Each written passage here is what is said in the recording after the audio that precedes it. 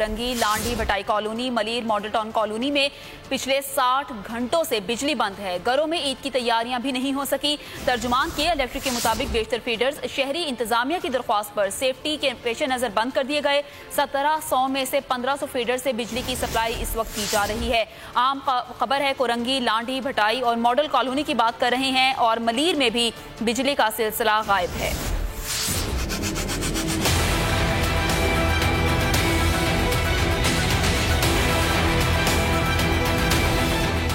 के इलेक्ट्रिक ने शहरियों से ईद की खुशियां ही छीन ली। ईद उल अजहा के दिन भी शहरी बिजली के मुंतजिर।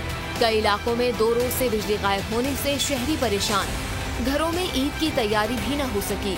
मुसलसल बिजली की बंदिश से पानी का बहरान भी पैदा हो गया। कुर्बानी में भी मुश्किलात हो रही हैं।